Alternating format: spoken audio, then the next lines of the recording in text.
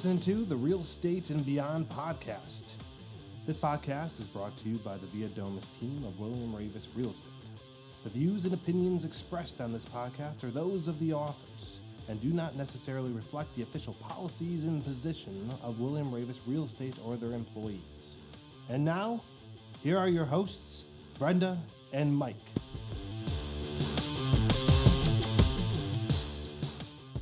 Hi, everybody. It's been a while since our last podcast, but I'm sure everybody understands with the circumstances that are going on.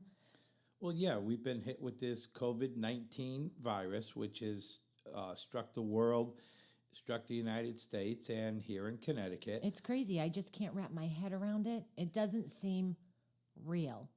Well, the whole thing is our lives have been temporarily Turned upside down? Yeah, you can say that. I mean, there's been a lot of restrictions put on our lives on what we can or can't do. This social, staying far apart from each other, not having more than 5 people in a group. Stores are closed, restaurants are closed. You can get takeout. You can go to certain stores that have been declared essential stores. And it's almost like just because you know you can't go to a store, you think of everything that you should have bought ahead of time. Yeah, but the thing is, like, grocery stores are open, and you can still get food. I just mean stores like TJ Maxx. Like I shouldn't probably. Yeah. I always do this.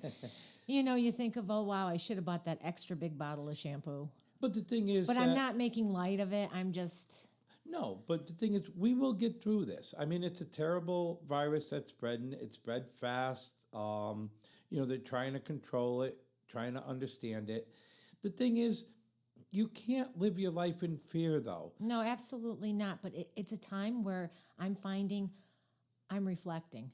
I'm thinking about, wow, I hope I've been so appreciative to live in such a great place and, appreciate everything I have right at my fingertips. And now all of a sudden, I don't. Well, and I'm still seeing, it amazes me because I'm seeing on Facebook people asking, are there any places open where I can go get my nails done? I need a haircut. Anybody open? No, they're all closed. But come on. This isn't I know, something but I guess everybody's gotten used to all these luxuries. Right, but we just have to take a step back now, and we have to follow the guidelines that the state of Connecticut has put in, Governor Lamont. We've been very cautious about this. Yes, we've been working through this, but we've had to change the way we work, and we've had to be careful. I mean, I respect the virus. I respect what's going on. Well, we want to stay safe, and we want everybody around us to be safe. Right. But that's why we are paying attention. Right, but I'm not going to live my life in fear. I'm not going to be afraid to go out my door. I'm not going to be afraid to do certain things. Also living in fear. I'm just trying to be very cautious. I'm not sitting back and worrying about, am I going to get it or not? I'm living my life as best I can with being precautious, taking certain precautions. Yeah, and we just have to remember there's a lot of people out there that they are living in fear. So with going out and doing things, you just have to pay attention to the rules. Right. So that you don't make anybody, well, you don't want to get anybody sick, but you don't want to be sick, and I understand all that. No, nobody wants to be sick. But, in real estate, things did not come to a complete halt. Everybody was kind of worried about what they were going to do, what we were going to be able to do. Yeah, but they wanted to make sure that it didn't stop, the economy. It does help the economy. And the thing is, you have transactions that are going on. You have people that... Oh, yeah, we were in the middle of things. Yes. And all of a sudden it's like, no, when are they going to tell us we have to lock our doors and not come out? Well, that's the thing. We had houses going to deposit. You're worried about home inspections, appraisal, closings, everything that's going to happen. So the governor of Connecticut, Ned Lamont, came out with a guidance for real estate agents with a list of what they consider, because we've been declared essential workers. Yes. Were you surprised by that when they said we were essential workers? Not really, because if you don't keep going with some of this stuff, what's going to happen? I mean, okay, it's terrible that weddings have had to be canceled, graduations, things like that. Yeah, but those are all things that, you know what? It'll all happen. Right. And it's sad that they had to put it on hold. Right. But if you stopped the buying process, just shut it off, when this is lifted, you'd have chaos because you'd have home inspections that have been put off, appraisals that have been put off, closings. What about people that, closing on the houses? People may be moving, relocating. Right. It would just make everything harder than it had to be. Right. So they said we could continue with our work with certain guidelines, certain restrictions that have been put on us. And right, and it protects us, the buyers, the sellers. And some of these are common sense. Some of these things that they put on. Basically, some of it is the norm. Yes. Or it should be the norm. It's just not been followed. Right. For instance, showing a property. Now they're saying that if you're going to show a property, you have to do it exclusively to the buyers, basically the people that are on the contract, the people that are on your buyer broker and things like this. No bringing mom and dad, Uncle Joe. Right, you limit it to just the two just the people, buyers. 3 people that are buying the property. Right, and you don't bring kids into the house, you don't bring family members through the house, you don't make a second showing so mom and dad can see the house. Those things have changed. But really... Well, we just needed to scale it back a little, just to make sure that we're not exposing everybody over and over again. Right, but if you look at how it's written for real estate agents, we're not supposed to bring mom and dad into the house to showing without notifying the seller anyways. Right, anything you do in real estate, and I'm sure in other businesses, you need permission from the person that owns the property. Now, the one thing that they said was that working with buyers, if you've been working with a buyer and you're pretty certain that they're going to purchase a property within the next 30 days, then you can go out and show them properties, okay? Right. But if you get a new buyer, somebody just calls you today and says, hey, I'd like to start looking at houses. They're not pre-approved.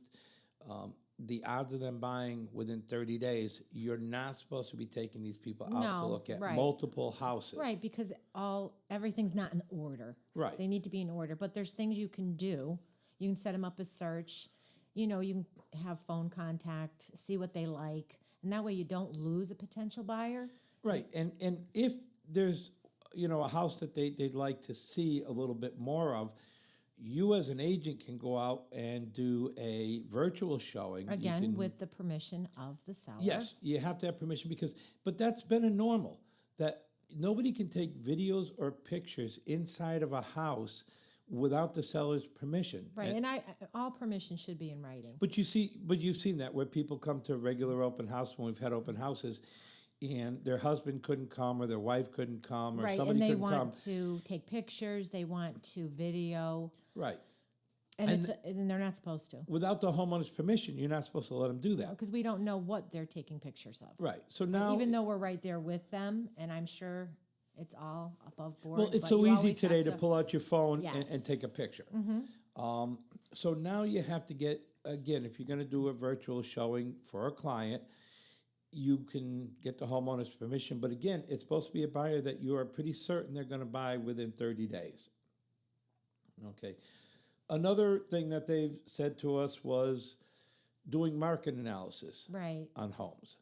Okay. Which has changed a little bit because now you really can't get into a this lot of the this one houses. kind of bugs me a little bit though because there's a couple things that I just don't get. To me, either you can do a market analysis or you can't.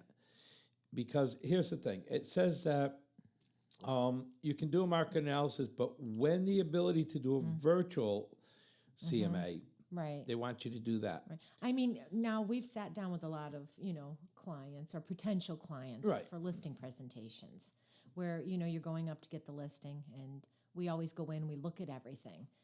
But a lot of times I've noticed, in the business that a lot of realtors do a market analysis even before they've walked through the house. Well, so, I mean, that makes it more difficult for the numbers, but I'm just putting that out there. No, I What's your understand thought on that. I But mean, they're we always saying- wait until we go in and we look at the house. right, but now they're saying when possible do a virtual tour of the house. Right. So basically what you're going to do is you're going to sit back and you're going to have the homeowner go on FaceTime or No, it is. I mean, you can FaceTime them. They can walk through with FaceTime. right, or Facebook Live or one of those Zoom or any of those apps out there. Anything that helps you see the house. But now it's the homeowner walking you through the house, showing you the house and what they want you to see, and not necessarily what you want to see. Like the big holes in the walls. No, I'm only kidding. No, but it's to me, it's a lot harder. And of course, if you're Well, it is. It makes it more difficult, but we're going to do what we have to do. yeah, but I think still at that point when you look at it, it also says that when you're doing a market analysis for the people, when you go out and you meet with them to do a CMA, they want you to take the photographs that you're going to use on the MLS at that time. Right. Okay. But you're not necessarily knowing that you're going to get the listing. They could be interviewing 2 or 3 other agents. And are those 2 or 3 other agents also going to take the photographs? Because remember now, one of the limits that has been put on us is that we cannot bring in outside people Right, into the house. photographers, stagers. But this is what I'm thinking. I'm thinking maybe they're just doing their homework a little more. Maybe they're looking at the realtor, the sellers. So Yeah. maybe when they're picking a realtor, a potential realtor ahead of time. So they're not going to be interviewing 3 or 4 people. Maybe, well, se. and a lot of times they don't want 3 or 4 people coming into their house. Exactly. So, Because there's lots of ways to look and see what a realtor does. You can see what they've sold. so agents better make sure they have up-to-date information on their Okay. websites and everything. Gee whiz, come on. But now another thing that has changed a little bit is the home inspection process. And this one again, Well, that's kind of yes and no when you think about it. well, it really hasn't changed No, because because that's what you're supposed to do. it says that during the home inspection, only the agent and the prospective buyers should be in there during the home inspection with the home inspector. Right. That's a norm. Yes, it is. I always thought it was. You're And really not supposed to bring mom, dad, Uncle Joe to the home inspection. Right, again, we fall on the word that, yes, you need permission to bring other people into the house. And sometimes it complicates the situation when you have so many people at a home inspection. Well, it distracts the home inspector because you've got a bunch of people asking questions. Did you check this? Right, Did you do asking this? different questions. The other thing is if mom or dad or Uncle Joe is a licensed contractor, a licensed electrician, a licensed plumber, and they're going to add their 2 cents to the home inspection or they're going to be looking at things, you need the homeowner's permission to bring them in because they're still a licensed contractor working in that. They're not working as mom or dad. They're Yeah, but working a lot as of times you don't know what mom and dad do until you're at the home inspection and you start chatting. Yeah, and now what they're saying is if the buyer finds issues, home inspection issues, Yes. rather than ask the homeowner to correct these issues, Yeah, they're looking for the buyer to give a the credit seller to to the get buyer. Right. Because this way the seller doesn't have 3 or 4 different contractors coming into the house. Right. A lot of companies won't go into the house at this time, and sometimes it's very hard to. And They're some backed won't, up. right. They're really backed up. So what you can do is you can, get pricing on the work and give the buyer a closing cost credit at the Right. time of closing. The appraisal, okay, this is a little bit different because normally when we would meet an appraiser at a house, we would walk through the house with the appraiser.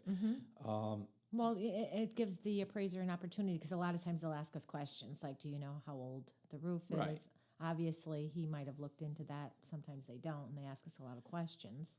And the thing is, and we would always bring a copy of the contract to make sure they had a copy of the contract. Right. And we always brought comps. Yeah, it's comps that To- we've used, right. Right, to justify what we think the sale price, why the house should appraise. Right, but Now, now, they pull their own, but we've always brought ones because sometimes they're not familiar with the area. yeah, but now we can always email everything ahead of time. Right. Just send it to. So see, everything works out. You just have to stay calm, follow the rules, and we're gonna get through this. Well, and the thing is, now when the appraiser calls, I ask them for their email address. Because this way, if I want to send them a copy of the contract, if I want to send them comps, I can Yeah, email them we have comps everything. ahead of time. And then one of the last things they put in was participating in final walkthroughs. Now, obviously, it is important that the agent is there for the final walkthrough. You want to make sure that if there were issues that were done from the home inspection, that they're done. Right. The other thing is you want to make sure that Yeah, that everything's moved out of the house, that it's broom swept. and that things that were supposed to stay stayed and things that were supposed to be taken have been taken. Yeah, absolutely. So, and that's important because that's right before the closing. Right. And I mean, that's still a limited amount of people in the property. Yes, only the buyers. Okay, Right. so it should be you and your clients, not mom and dad, not Uncle Joe, not anybody else.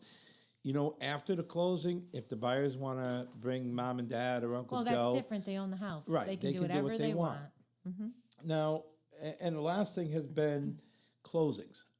Now, normally we do the final walkthrough with our clients and we go to the closing, our clients' closings, and we're there for the closings.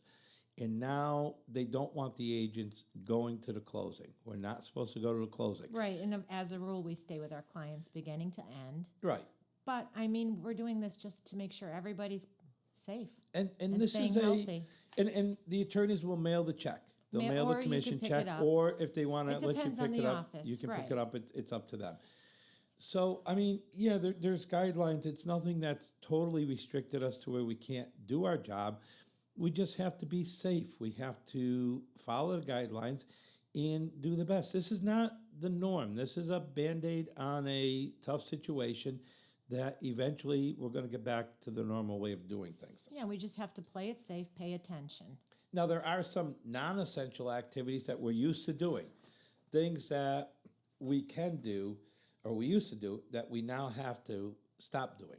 Right, right. Like open houses. Right, we can't do broker No more, opens. no more broker or public open houses. Right, where you stand in a house, people are coming to the Right, house. so they suggest we do it virtually. You can do a virtual open house if you'd like to do a virtual open house. There's different ways of doing it. We won't get into all that, but agents can do a virtual open house. Another thing that they've mentioned that we're no longer supposed to do is driving in a car with a customer or a client. This is something we don't do We've never done- anyway. right. No, we always actually have them follow us. Yeah, there's too much liability and responsibility driving clients around now. There are certain circumstances. If you have a relocation client coming in from out of state and, you know, they're staying in a hotel, they need... Right, you I know- mean, and that's why this is on the list, because some agents do and they have to do it. Right, and this is one thing that we cannot do anymore, at least until this is over, Right. okay? We kind of went through this, conducting any showings to a prospective buyer who's not likely to buy within the next 30 days. Yeah, we did. We covered that. Right, so of you know, course. again, and we if you- we talked about options that they can do just to continue, working with us. them, right. Entering a property with an appraiser, we talked about that. We can't do that anymore. You got to let the appraiser go in, let him do his job, and come out. And then, of course, attending closings. Right, and we just talked about that. Now, there's a couple services that a lot of agents use that you cannot use during this time. Right, which is professional photography and home staging. Right. You can't Those bring two in a you photographer to take your pictures. Right. You can't bring a home stager in to stage a house. For us, that doesn't hurt us because we take our own photos. Right. We take our own photos. We do our own drone. We're not big on stagers. So, again, but... You know, people, if you follow the guidelines that have Right. been set, okay, you follow to the best of your ability what Governor Lamont is telling you to do and, you know, the federal government's telling you to do, we'll get through this. We will. We will. We've had other I mean, tragedies. Basically, we have no choice. We have to get through it. Well, but the I thing mean, is, you just can't stop living. no, You have to pay attention to what you're supposed to do. but this will come to an end. And we will move on. And you know, next year, everybody's going to be talking about this. And yeah, again, unfortunately, there's going to be people that will pass from this. There'll be people, but there's going to be some great stories that come out of this as well. People who help people. Look at the nurses and doctors. Look at the first responders, the jobs that they're doing, putting themselves out there. Well, I have to give a lot of credit to, yes, the health professionals. Yes. The people that work in the grocery stores. Let's not forget them. People that work even in restaurants. They're amazing. They're Now, amazing. A lot of restaurants have gone to this takeout menus where you pull up, and they're doing a fantastic job. They really are. And you know what I'm noticing through all this is that we're coming together. Yes. It's that we have to stay so far apart, but yet this separation has made us closer. Yeah. And Everybody's being so nice. And maybe this is what this is all about, is just that we really need to appreciate each other and what we do for each other. Well, and I think we need to appreciate some of these people, like I said, the We're nurses, very the doctors, lucky. the police officers, the Yes. firemen. I mean, they're not sitting home. They're out No. there. Look at the doctors and the nurses every day at the hospitals that are coming in contact with this, and making sure that they have masks and they have respirators and they have and that's why we everything. need to pay attention to what they're putting out there for us. Right. And that's what I'm talking about not living in fear, about, there's always a bright side to things, and you have to look at that. There's people that are surviving this. And again, when this is all said and done, there's going to be some great stories that are going to come out. People are going to say, wow, look at the job they did. Look at what they went through. I just think that when this is all over with, and as we're coming out of it, we're just going to be, we're going to learn that we need to be more appreciative. Yeah. And I'm not saying we're not, but it's like, wow, the things we need to go without, and we're doing okay. And we're more doing home okay. cooking. Well, I always cook at home. I'm not one to run out. No, anywhere. but I think, again, restaurants that's a hard Everybody's business. stepping up. There's not a big profit margin in restaurants, but they're doing a fantastic job. So I think that everybody's doing what they're supposed to. And hopefully by our next podcast, this will be a thing of the past. That would be terrific. So what I can say to everybody is that just stay safe, wash your hands. And we're out there. If you need any help, let us know. And we'll talk to you soon. Take care.